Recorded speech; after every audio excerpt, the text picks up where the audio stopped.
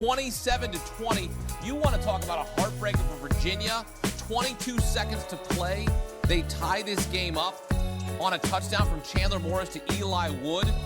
I mean, it was an incredible drive. 10 plays, 96 yards in a minute and 22 seconds to get to overtime. And then Duke says, nope, we're going to take the ACC title, and we're going to make this confusing, and we're going to make this chaos on Selection Sunday.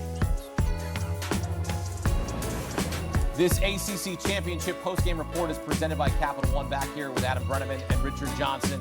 What the heck just happened, Richard Johnson? What in the name of college football going on out here? College football always delivers. It looks like college basketball right now. Duke and Indiana are conference champions as we sit in the sport of football. Incredible.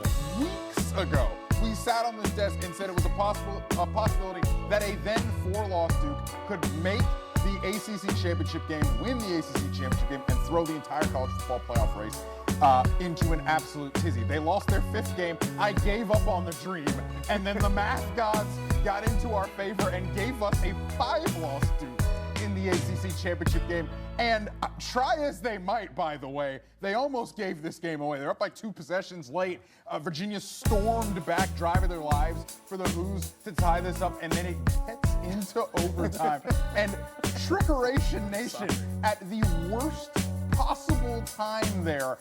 And Duke, 5-loss Duke, ACC champions. I don't know what we're going to do tomorrow afternoon when we try to put a field of 12 teams at them together. I don't know. But for now, this was absolutely incredible for the Blue Devils to pull this off. Yeah, Duke just absolutely broke the college football playoff. the rules, the committee was not ready for this to happen. I think first, let's acknowledge what a job by Manny Diaz in his 2nd year at Duke to get his team to battle through the season despite some of the losses and find a way to win the ACC championship. And Duke played with the style tonight they had to, the style of their head coach, Manny Diaz.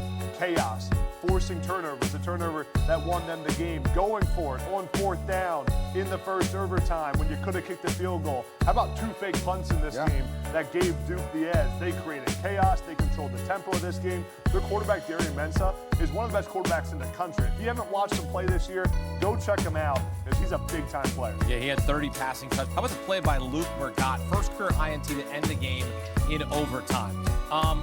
This is what we projected, because both of you picked Duke to win this game. Both of you picked Duke. It was only a 4-point spread. I couldn't believe so many people were just absolutely discounting Duke's chances to win this game. Look, it is so hard to beat a team twice, no matter what happens. And you saw in this game, guys, Virginia absolutely smoked this Duke team first time out. They were up 31-3 at one point in time in that game. But Duke, credit to them, what do? They take the ball and they march it down the field.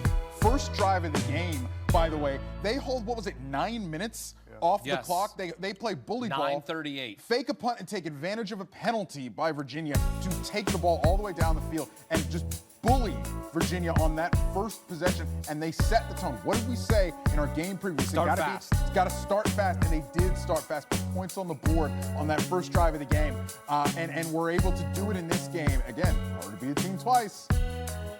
Both of their first touchdown drives lasted 8 minutes.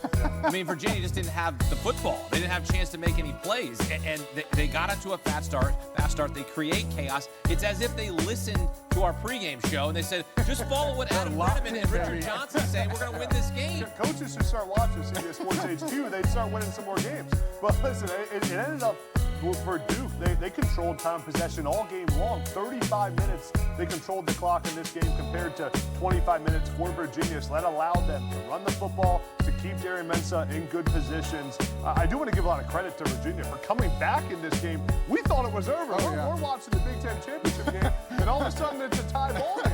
I mean, Virginia came back. Chandler Morris made some big throws in this game. It's really been a phenomenal season for Tony Elliott. There was talk about Tony Elliott being on the hot seat coming into this season for Virginia. Now he makes the conference championship game. Has to be heartbreaking for them. I mean, they're a play away from playing in the college football. I mean, 22 seconds to go. Chandler Morris to Eli Wood to tie this game up. He got the receiver Wood got pushed out of bounds, comes back in bounds, makes the catch to tie it. That was a 10-play, 96-yard drive for Virginia to tie it up and go to overtime. I mean, this had everything you wanted in a college football game. And Virginia early on, that's what they're going to go back to. The miscues, missed field goal in the first quarter. Turnover on downs at Duke's 24 in the fourth quarter, allowed 3 conversions on fourth down, as you see here. And then, of course, the game-sealing interception in overtime.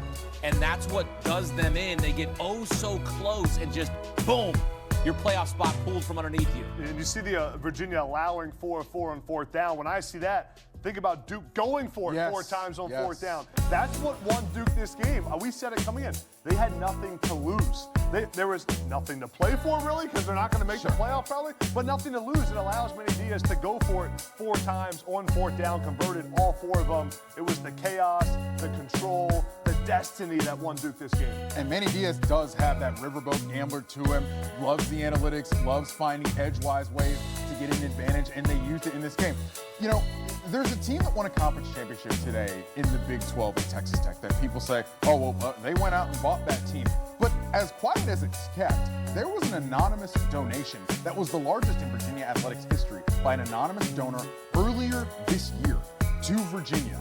And so we don't really talk about the fact that Virginia was able to buy themselves a chance to go to the ACC championship, but they did as well. Chandler Morris, among many others. Monroe Mills is an offensive lineman, hasn't even played this year because he got hurt in spring practice. So Virginia, by the way, got oh so close. And you mentioned what Tony Elliott was able to do this season, coming in on the hot seat, saying, man, if he's not able to get it done. But you looked at their schedule and you said, you know, it's kind of easy. Maybe there's a way that they can get to 7 or 8 wins, and they end up doing what they did. It has been a phenomenal season for Virginia. It is a heartbreaker for them to get so close to doing something that they have not done in so long, and then to get to the college football playoff, which would have been just absolutely program changing for them to be able to do that. It would have been an awesome moment for them. They get so close. Credit to Tony Elliott and what the Hoos have been able to do this season, even though they fall short in this one. We're going to talk about what this means coming up throughout the night here, but this has to be addressed.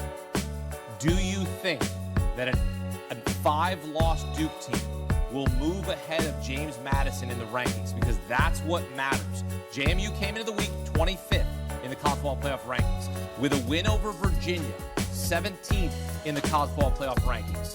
Do you think Duke, they're of course going to make the rankings, they're going to be in there, but did they jump ahead of JMU? That's the biggest question, because the 5 highest ranked conference champions are guaranteed a spot in the field. It's not an at-large spot here. I want to make that crystal clear. This is not an at-large. This isn't JMU versus Duke. This is not how it works. It's conference championship, where conference champion where they are ranked. So do you think the committee goes, we're putting in Duke with 5 losses over JMU, who won the Sun Belt? No, I do not. Duke will not be in the college football playoff field as far as I am concerned. The second I saw JMU pop up at number 25 last week Tuesday when we sat on this desk, and the second I saw that, I said, okay, the committee is tipping their hand. JMU, if they will be able to win the Sun Belt Championship, which they did Friday night, would be the 5th highest ranked conference champion. I think there's too many losses on Duke's resume, including a loss to Tulane earlier this season.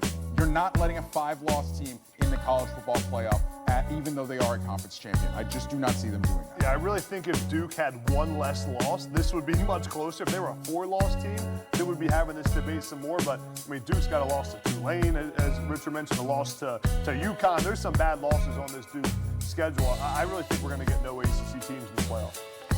Whew, wow. That's going to be something to digest. No ACC team, a Power 4 conference, not in the college football playoff. They had 2 last season, now potentially getting 0 zippy because Duke comes and wrecks the party. 8-5, Duke knocks off Virginia in overtime, and they get revenge here. They lost